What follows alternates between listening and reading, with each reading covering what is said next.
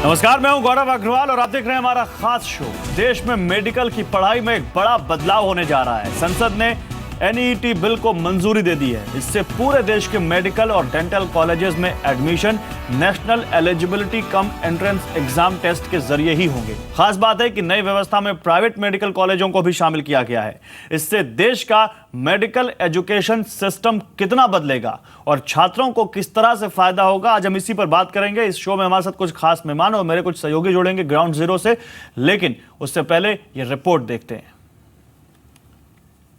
देश भर के मेडिकल कॉलेजों में एडमिशन पर कंफ्यूजन को खत्म करते हुए संसद ने नीट बिल को पास कर दिया। राज्यसभा ने Indian medical council amendment bill 2016 और डेंटिस्ट अमेंडमेंट बिल 2016 को मंजूरी दे दी। लोकसभा से पहले ही इन बिलों को मंजूरी मिल चुकी है और इस बिल के पास होने से अगले साल से देश भर के मेडिकल कॉलेजेस और डेंटल कॉलेजों में सिर्फ National Eligibility cum Entrance Exam Test यानी नीट के जरिए ही एडमिशन होंगे। यानी डॉक्टर बनने के इच्छुक छात्रों को अलग अलग मेडिकल कॉलेजों के लिए अलग अलग टेस्ट नहीं देने होंगे। कॉमन एडमिशन टेस्ट का मतलब होगा कि छात्रों को एंट्रेंस एग्जाम में शामिल होने के लिए लंबी यात्रा नहीं करनी होगी। मेडिकल कॉलेजों के एडमिशन में पारदर्शिता आएगी। इससे काउंसलिंग के नाम पर छात्रों का शोषण भी बंद होगा। इसकी खास बात यह है कि इसके तहत प्राइवेट कॉलेज भी शामिल होंगे। National Eligibility cum Entrance Examination Test का सवाल है। इसका उद्देश्य एक तो मल्टीप्लिसिटी ऑफ एग्जामिनेशंस को रोकने का था, एक हम ट्रांसपेरेंसी लाएं और वह देश के length and breadth of the country में सारे मेडिकल इंस्टीट्यूशंस के लिए हम प्रावधान कर सकें ताकि एक ही एग्जाम्स के माध्यम से और वो ट्रांसपेरेंट सिस्टम हो जिसके तहत एग्जामिनेशन हो सके। इस बिल में प्राइवेट मेडिकल कॉलेजों को भी शामिल किया गया है, यानी प्राइवेट मेडिकल कॉलेजों में भी एडमिशन नीट के जरिए ही होगा। नई व्यवस्था से भारी भरकम डोनेशन पर रोक लगेगी। प्राइवेट मेडिकल कॉलेजों की फीस तय करने के लिए जजों की कमेटी बनाई जाएगी, जबकि सरकारी मेडिकल कॉलेजों की फीस सरकार तय करेगी। नीट के अंडर ग्रेजुएट एग्जाम कराने की जिम्मेदारी सीबीएसई की होगी। पोस्ट ग्रेजुएशन के लिए exam national board of examination कराएगा। मेडिकल एंट्रेंस एनसीईआरटी के सिलेबस के आधार पर होगा। सरकार नीट को हिंदी और अंग्रेजी के साथ क्षेत्रीय भाषाओं में भी कराने की तैयारी कर रही है। All private institutions of all states, जहां भी प्राइवेट इंस्टीट्यूशंस हैं, they will be covered under NEET. CBSE जो एग्जामिनेशन कराएगी नेक्स्ट ईयर, उससे पहले हम लोगों ने स्टेट गवर्नमेंट्स को लिख दिया है कि पिछले 3 सालों में आपके यहाँ स्टेट्स में किस किस लैंग्वेजेस में आपने एग्जामिनेशन लिया है उसको हमको आप बताएं और उसके accordingly the examinations will take place according to their languages. विधेयक पर चर्चा के दौरान कुछ सांसदों का कहना था कि नई व्यवस्था से प्राइवेट मेडिकल कॉलेजों को फायदा होगा। सांसदों ने प्राइवेट और सरकारी मेडिकल कॉलेजों के फीस के बीच के अंतर पर भी सवाल उठाए। साथ ही मेडिकल कॉलेजों में राज्यों के कोटे खत्म होने पर भी सांसदों ने चिंता जताई। नई व्यवस्था से न सिर्फ डॉक्टर बनने की चाहत रखने वाले स्टूडेंट्स को राहत मिलेगी, बल्कि डोनेशन सिस्टम खत्म होने से भ्रष्टाचार पर भी लगाम लगेगी। ब्यूरो रिपोर्ट, जी मीडिया। तो आइए अब आपको दिखाते हैं कि नीट जो संसद ने पास कर दिया उसका अभी तक का सफर कैसा रहा है। एमसीआई यानी मेडिकल काउंसिल ऑफ इंडिया और डीसीआई ने 2012 में नीट की शुरुआत की थी। 2012 में आ जाना चाहिए था, लेकिन नीट का तमिलनाडु सहित कई राज्यों ने विरोध किया और इन राज्यों ने कहा कि नीट सही नहीं है। 2013 में सुप्रीम कोर्ट ने नीट को असंवैधानिक बनाया था, कोर्ट ने खुद। इस साल अप्रैल में सुप्रीम कोर्ट ने 2013 के फैसले की समीक्षा की और 2013 के फैसले की समीक्षा के बाद कोर्ट ने कहा कि अंडर ग्रेजुएट कोर्स के छात्र नीट में शामिल हो सकते हैं। तो सुप्रीम कोर्ट ने जब रिव्यू किया तो उन्होंने ये रूलिंग दी उसके बाद, और अब नीट के बाद सुप्रीम कोर्ट ने सीबीएसई को 2 चरणों में टेस्ट कराने का आदेश दिया कि आप 2 चरणों में ये कॉमन एंट्रेंस टेस्ट कराइए। लेकिन मई में सरकार ने ऑर्डिनेंस जारी करके इस नीट पर रोक लगा दी, 1 साल के लिए रोक लगा दी। ऑर्डिनेंस के जरिए 1 साल सरकार ने इसको टाल दिया। वो इसी साल होना था लेकिन अब अगले साल से होगा। लेकिन अब क्योंकि सरकार ने भी संसद में कानून पास कर दिया है, संसद से बिल पास होने के बाद नीट अगले साल से लागू होगा। और सवाल यह है कि ये जो नीट है इसके लागू होने के बाद क्या फायदा होगा इंडियन मेडिकल एजुकेशन सिस्टम को? इस पर बात करने के लिए मेरे साथ तमाम मेहमान जुड़े हुए। मेरे साथ doctor Ravi Malik, joint secretary IMA, JC Chaudhary, CMD Aakash Educational Services, Prakash Priyadarshi मेरे सहयोगी जी मीडिया और केतन जोशी मेरे सहयोगी, साथ ही Heena Rawal, principal Parul medical college, ये सभी लोग जुड़े हुए हैं। रवि मलिक साहब, सबसे पहले मैं आपके पास आऊंगा क्योंकि आप इंडियन मेडिकल एसोसिएशन को रिप्रेजेंट करते हैं और मेडिकल एजुकेशन को लेकर हमारे देश में अक्सर कई सवाल उठते रहते हैं। सर आपको क्या लगता है इस नीट के पास होने के बाद हमारे देश के मेडिकल एजुकेशन सिस्टम में क्या चेंज आएगा और ये कितना पॉजिटिव होगा मेडिकल सिस्टम के लिए, एजुकेशन सिस्टम के लिए? देखिए, एक बड़ा पॉजिटिव डिसीजन है और इससे काफ़ी पॉजिटिव मेडिकल एजुकेशन के अंदर चेंज भी आएगा। सबसे पहली चीज़ तो ये है कि जब स्टूडेंट्स को दूसरी स्टेट्स में जाना पड़ता था, लंबे डिस्टेंसेस ट्रेवल करने पड़ते थे, 15-15 एग्ज़ाम्स देने पड़ते थे डिफरेंट मेडिकल कॉलेजेस के या उनके ग्रुप्स के, वो सारी हैरेसमेंट स्टूडेंट्स की ख़त्म हो जाएगी। दूसरी चीज़ है पारदर्शिता आएगी, ट्रांसपेरेंसी आएगी। केवल एक एग्ज़ाम होगा, उसी एग्ज़ाम की बेसिस पे नेशनल और स्टेट लिस्ट बन जाएगी और पारदर्शिता रहेगी, तो स्टूडेंट्स को किसी भी किस्म का फेवरेटिज्म का या किसी भी किस्म का झेलने की ज़रूरत नहीं है। और सबसे बड़ी चीज़ है कि ये 426 MCI रिकॉग्नाइज्ड कॉलेजेस के ऊपर लागू होगा, यानी देश भर के जितने भी MCI से रिकॉग्नाइज्ड कॉलेज हैं, चाहे वो प्राइवेट हैं चाहे गवर्नमेंट है, उनका एक ही एग्ज़ाम होगा, एक ही लिस्ट बनेगी और वहीं पर डिसाइड हो जाएगा कौन से स्टूडेंट को अकॉर्डिंग टू द मार्क्स उसको कौन से कॉलेज में एडमिशन मिलेगी। ठीक, तो ये एक बहुत अच्छा स्टेप है और जितने भी विद्यार्थी जो कि अच्छे हैं वो उन बिना हैरेसमेंट के ट्रांसपेरेंसी। चौधरी साहब, आप भी यही सोचते हैं मिस्टर जैसे चौधरी जो बात रवि मलिक कह रहे हैं? Okay mister Malik, mister Chaudhary, क्या आप भी यही बात सोचते हैं या आपका कुछ और पॉइंट है यहाँ पर?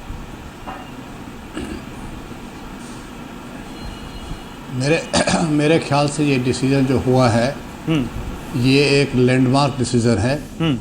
इससे दो मुख्य फ़ायदे होंगे। पहली चीज़ तो बच्चों को जो लगातार कई इम्तिहानों की तैयारी करनी पड़ती थी, अलग अलग सिलेबस पढ़ने पड़ते थे, अलग अलग जगह जाकर टेस्ट देते थे और कई बार कॉमन ओवरलैपिंग भी टेस्ट की हो जाती थी, तो उस हैसल से काफ़ी बच्चे इसमें बच जाएंगे। दूसरी बात, जो क्वालिटी ऑफ डॉक्टर्स है, क्वालिटी ऑफ मेडिकल एजुकेशन है, जो टाइप ऑफ स्टफ़ अब बन के आएगा वो डेफिनेटली बेटर होगा।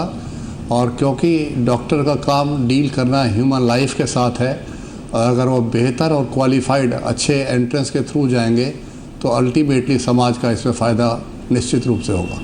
ठीक है, मतलब आप भी इसको बड़ा पॉजिटिव कदम मानते हैं। और मेरे दो सहयोगी मेडिकल छात्रों के बीच ही इस वक्त हैं ग्राउंड जीरो से और लगातार उनसे ही बात कर रहे हैं। प्रकाश, मैं आपके पास आऊँगा। जरा जो एस्पिरेंट्स है और जो डॉक्टर बनना चाहते हैं छात्र, ज़रा उनसे पूछिए जो ये National Eligibility cum Entrance Test जो अब अगले साल से लागू हो जाएगा देश भर में, वो इसको कितना एक पॉजिटिव स्टेप मानते हैं और उनका क्या व्यू है इस पर? तब तक टाइम पास करो, है ना?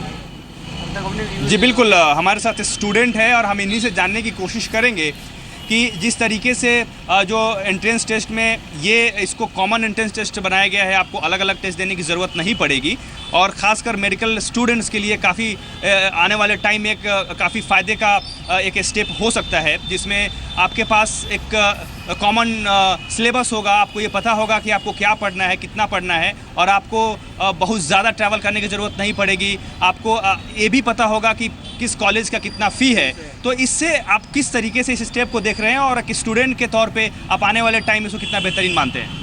ये बहुत पॉजिटिव स्टेप होगा एक तरह से हर स्टूडेंट्स के लिए, क्योंकि इससे हर किसी को पता होगा कि अपनी रैंक के हिसाब से उसको अपने हिसाब से कॉलेज मिलेगा। कोई मैनेजमेंट कोटा नहीं होगा, कोई 20-30 लाख रुपए लोगों को ये नहीं देना पड़ेगा, क्योंकि कहीं पेरेंट्स लोन करा के पढ़ाते हैं, तो उनके लिए भी ये बहुत बेनिफिशियल होगा कि भाई बच्चे को हर अपने हिसाब से ही हर कॉलेज उनके सूटेबिलिटी से मिला करेगा। लेकिन एक कंसर्न भी है जो कि उठाया जा रहा है, वो ये है कि अगर मान लीजिए रूरल इंडिया के का कोई स्टूडेंट है, कोई शहरों में रहता है, अगर सिलेबस में अगर यूनिफॉर्मिटी नहीं आती है या कुछ उसको इस तरीके से डिज़ाइन किया जाता है कि कहीं रूरल इंडिया के स्टूडेंट्स को दिक्कत हो, तो आपको लगता है कि इस मसले पे ज़्यादा सावधानी बरतने की ज़रूरत है? बिल्कुल, इस पे एक यूनिफॉर्मिटी सिलेबस बनाना पड़ेगा उनको कि उसी सिलेबस के पैटर्न से ही एग्ज़ाम आए।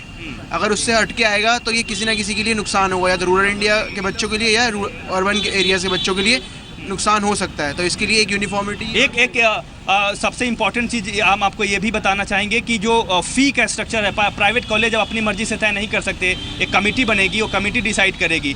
तो आपको लगता है कि खासकर फ़ी का जो बोझ है, भारी भरकम बोझ होता है स्टूडेंट्स के ऊपर, लोगों को काफ़ी दिक्कतें होती है, उससे राहत मिलेगी? बिल्कुल बिल्कुल, हर ठीक है, पेरेंट्स को राहत ठीक है मिलेगी और प्रकाश, बच्चों को भी ये ओके। लगेगा कि हमारे पेरेंट्स ने इतने पैसे देके पढ़ाया है, उनको भी ये रहेगा कि गवर्नमेंट ने जो जी, गौरव। ठीक है प्रकाश, तो मतलब साफ है कि जो मेडिकल स्टूडेंट्स हैं वो तो इसको लेकर काफ़ी उत्साहित हैं, लेकिन मेरे साथ जेसी चौधरी साहब हैं। मैं केतन आपके पास आऊँगा, लेकिन जेसी चौधरी साहब, एक सवाल यहाँ पर जो मेरे सहयोगी प्रकाश ने पूछा था कि अब जो प्राइवेट मेडिकल कॉलेजेस हैं ये अपने हिसाब से या अपने मनमाने तरीके से फ़ी नहीं डिसाइड कर पाएंगे, बल्कि एक पैनल बनेगा जो डिसाइड करेगा कि प्राइवेट कॉलेज की फ़ी कितनी होनी चाहिए। क्या सर आपको लगता है कि प्राइवेट कॉलेजेस इसको पचा पाएंगे, या प्राइवेट कॉलेजेस इस जो बार बार कहते हैं कि भाई हमारा खर्चा बहुत है और जो वो लाखों करोड़ों का जो डोनेशन लेते हैं उस पर लगाम लग पाएगी? सर आपको लगता है?